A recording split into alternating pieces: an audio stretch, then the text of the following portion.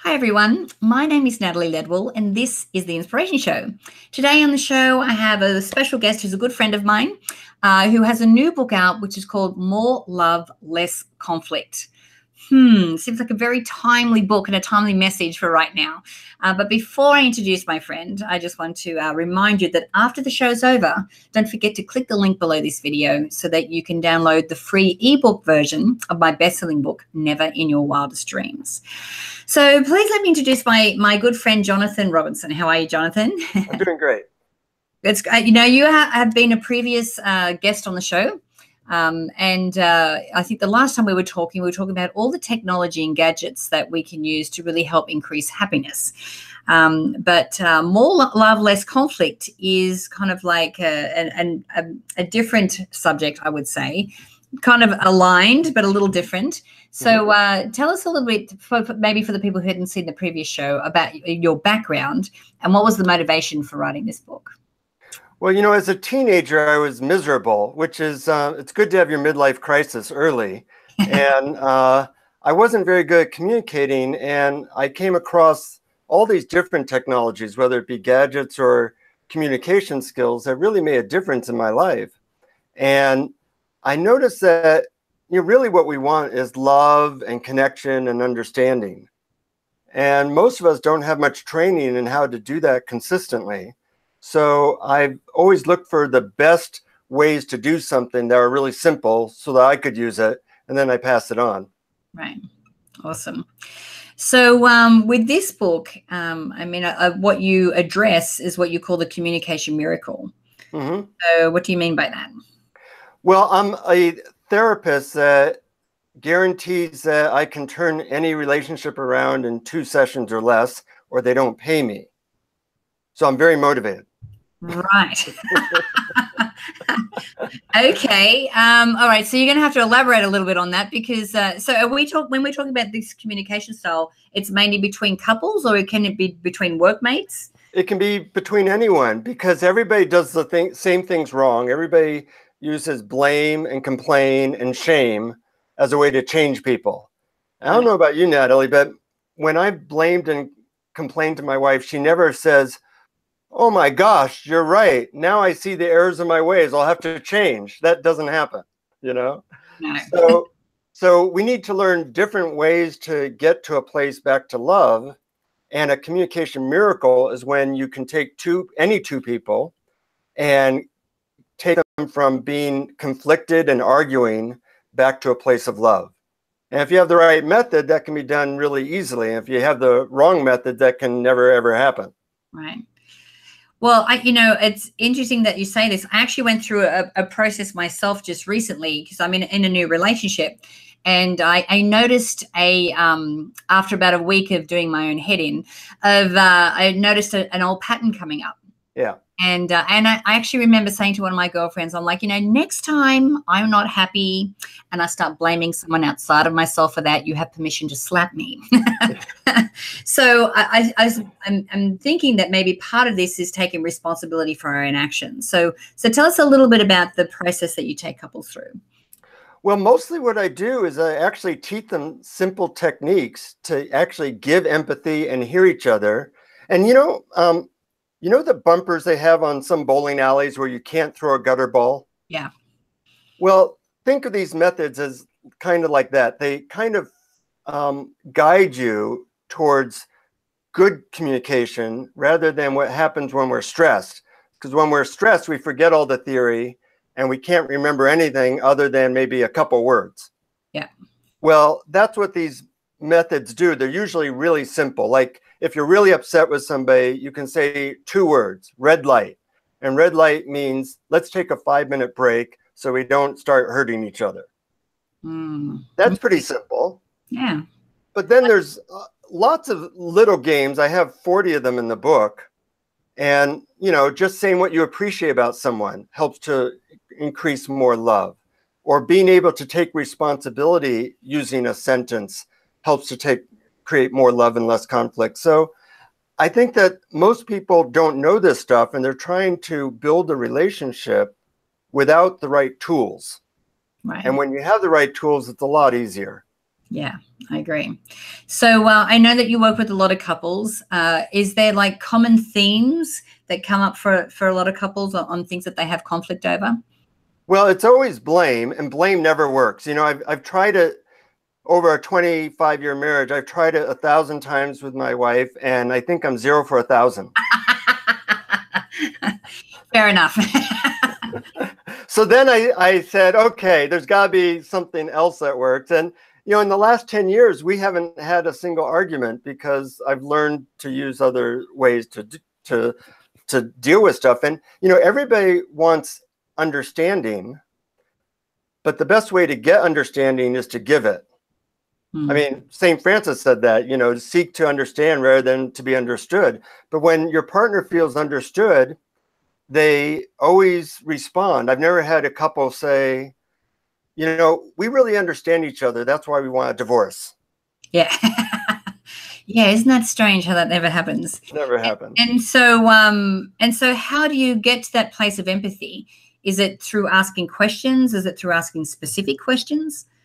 Yeah, it's largely through the art of asking very specific questions that I list in my book. Mm-hmm. Also, your listeners can go to my website, morelovelessconflict.com, and download for free 12 instant intimacy questions. And that can help. But if you look at the word intimacy, the instructions are kind of in the word, into me see. When people reveal their vulnerability, it helps to create that connection. And, you know, Facebook or all these ways we communicate now through text or email doesn't have that sense of depth that we're really looking for. Yeah. No, I agree. I know, like I was saying, in my new relationship, I was told about a book called Intellectual Foreplay. Uh-huh. And they have like 9 chapters, and it's all these questions that you can ask each other. And it's an interesting way for us to open up, like you said, a deeper and more intimate conversation about everything in life. Yeah. So, these questions sound like they'd really be able to, whether you were a new couple or even, you know, a longer couple, that these questions could really open up a deeper conversation. Yeah, and you don't have to be a couple. And I actually know that book, and I stole their methods. That's basically what I do is I find the best methods in a certain area, and I steal everybody's best stuff and put it all in one book. That's what I wanted. Right. And that book didn't exist, so I thought I'd write it. Right. So so tell me, like, if let's say that they're a couple and they've got an issue, because this is something that I dealt with my previous relationship, with my previous marriage, that there were these things that I couldn't say. Like I wanted to say it, but I didn't know how to bring it up. And it was, you know, how do you start a conversation with around a subject that you know is going to be contentious? Yeah. Well, I talk about several ways of doing it, but let me just give a quick example. Honey, would you be willing to have a 10-minute conversation that I think would make our relationship a lot better? That's kind of been hard for me to say. And because I haven't said it, it's made me kind of not be very nice around you lately. And I'd like to say it really quickly and discuss it quickly so that we can get back to a place of love. That might be how I might start a conversation like that. Yeah, I like that. And I think too that for me, I try to, when I go into a conversation like that, I go in asking questions. Mm-hmm.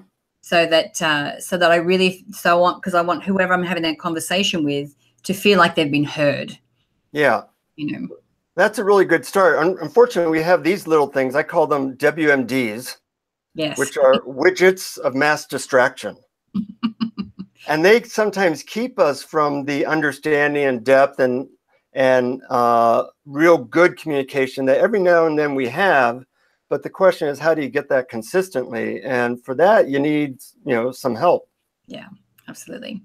So do you think couples should be avoiding arguments altogether? You know, are arguments healthy for a relationship? Well, arguments where you're trying to yell and hurt each other are not healthy. No. Disagreements are healthy because two people are going to have disagreements. So the question is, how do you deal with disagreements without trying to blame and hurt each other? And there's certainly ways to do that. Yeah. And so, you know, what is a method you could give us?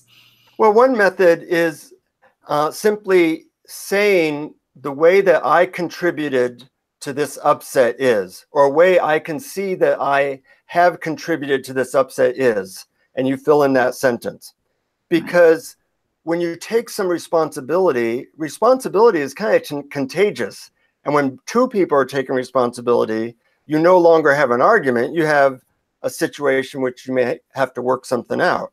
Right. So little things like this literally can take people from the verge of divorce to back to connected in a few minutes. So I think it's really important that people know about this stuff, because most of us are trying to run relationships which are hard, without these little helpers.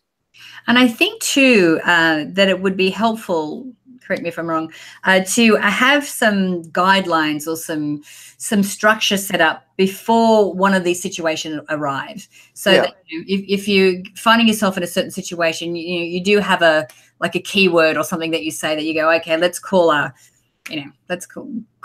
eggplant time or something, so that sort of make it a little lighthearted, but know that, this is a conversation that I feel uncomfortable about, that I need to have. Yeah, like just the words red light, because when I'm stressed, you can forget complicated stuff.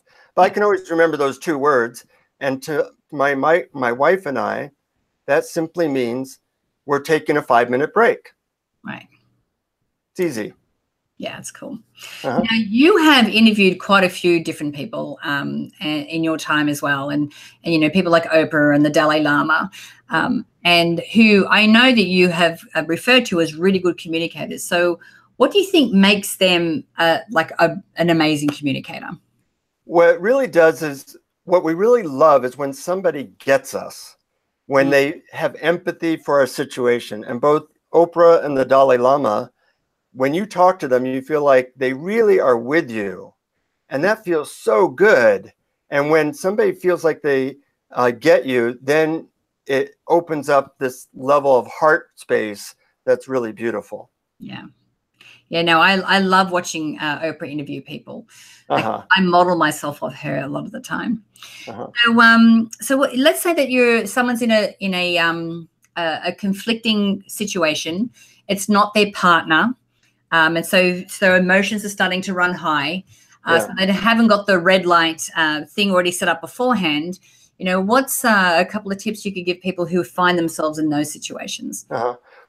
Well, besides trying to give somebody empathy, and I have really simple fill in the blank ways of doing that, but even saying something you appreciate about someone, that changes the energy.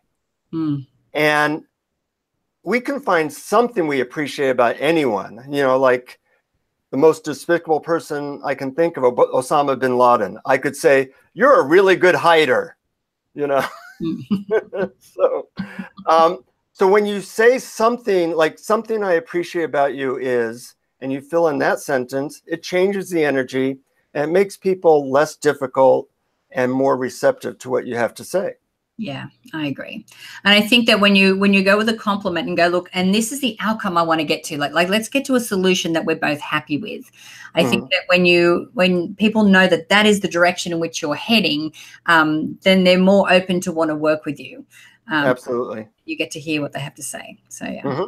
So wow. So more love, less conflict. I love it. So Jonathan, where can we send people to connect with you or get their hands on the book? Well, they can go to morelovelessconflict.com and they can read the first chapter for free, or download these 12 instant intimacy questions for free as well. Right. Perfect. Awesome. And guys, there'll be a banner to the side or a link underneath this video, which you can click directly to go through to that website as well. So Jonathan, thank you so much for joining me today. It's always a pleasure talking to you. You too, Natalie. Yeah. Good to see you. Now, guys, I encourage you, please, let's share this video and get the word out. And you can do that by clicking the Facebook and the Twitter share buttons on this page. And don't forget to click the link or the banner to go straight through to Jonathan's website. And after all of that is over, don't forget to click the link below that so you can download the free ebook version of my best-selling book, Never in Your Wildest Dreams. So until next time, remember to live large, choose courageously, and love without limits. We'll see you soon.